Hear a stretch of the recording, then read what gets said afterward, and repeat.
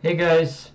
Okay, so with this being the last episode before Toei goes on break, with only five episodes away from hitting episode 1,000, there's a lot of hype surrounding just this singular episode, and the question is, did it meet those expectations? And the short answer is yes, but the interesting thing about it is that for as good as this episode was, both in technical animation and pacing, because it is so close to that magic number 1,000, this still felt like a small taste or appetizer of what's to come. And when we reach that episode, of what's going to happen when we reach that episode.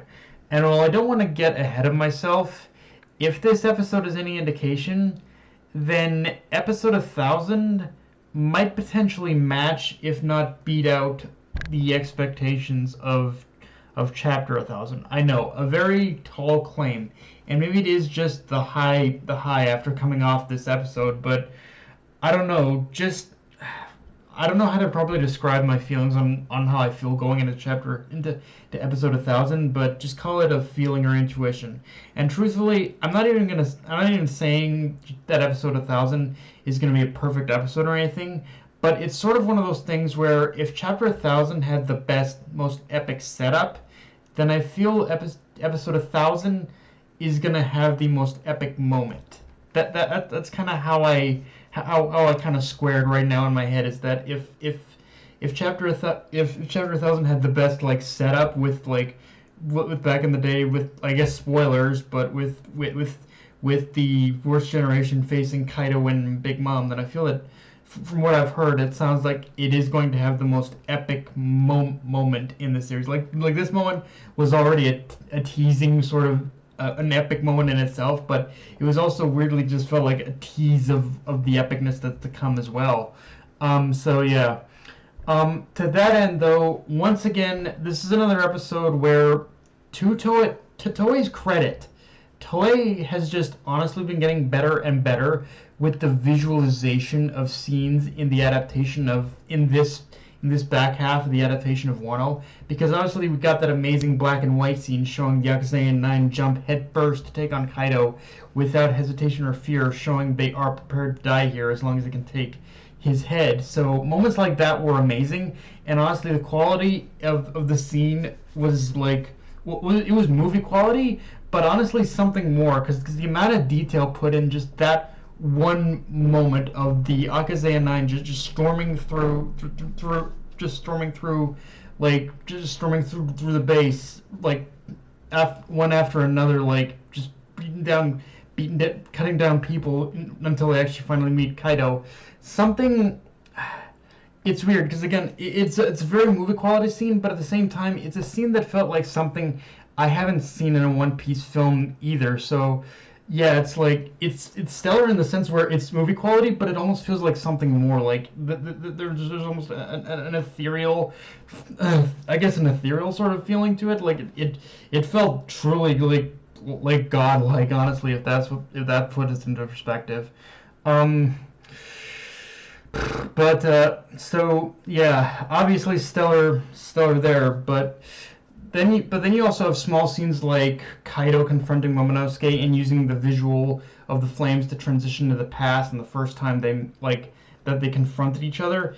It was perfect visual storytelling, like what happened last week with Kiku versus Kanjuro.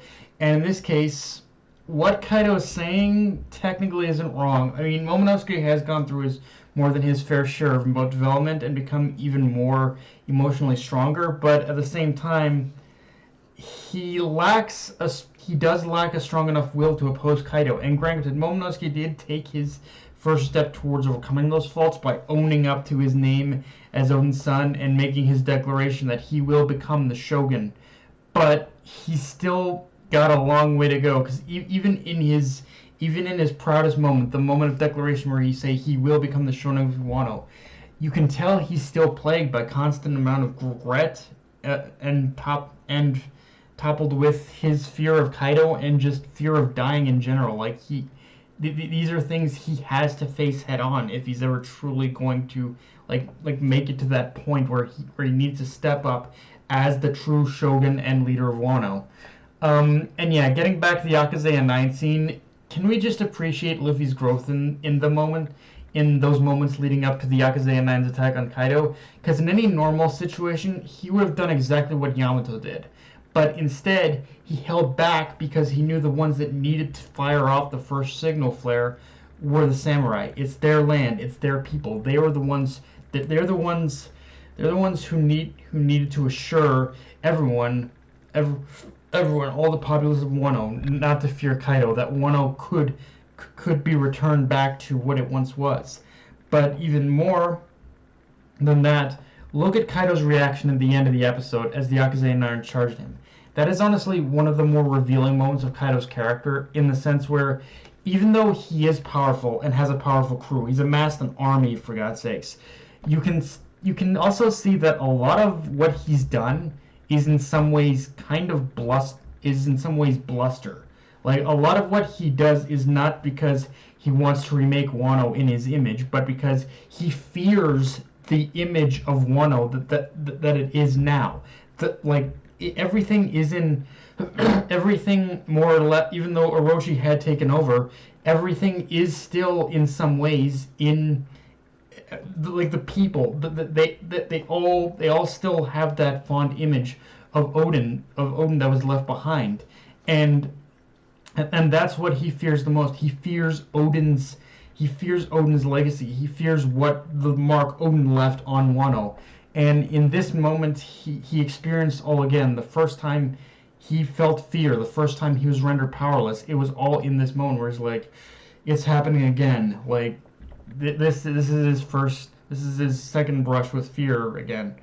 Now, with that being said, this is one of those episodes that started two particular trends I am not a fan of at all in this later part of Wano, which is Yamato's nerdy fangirl moments in regards to how she interacts to anyone and anything and everything in regards to Odin and who are associated with Odin. And there's a lot of those moments moving forward, but in retrospect of the most recent revelation from the manga and Yamato's backstory and whatnot, those moments do have a little bit more of an air of tragedy to them now. It's just one of those things where the stuff we're gonna have to slog through to get to that like good stuff is gonna be a little hard to stomach, I think, for some people. The other one, and the one that for me personally is in no way salvageable, no matter what Toei does beyond this point, is Perospero. And how many times this motherfucker is gonna get back up from getting his ass whooped in a fight. Like, no joke. It wasn't until recent chapters that he finally was taken out of the picture for good. And honestly, I don't know if there were people, what kind of prompted Oda to kind of even do the whole thing with like bringing Perospero back.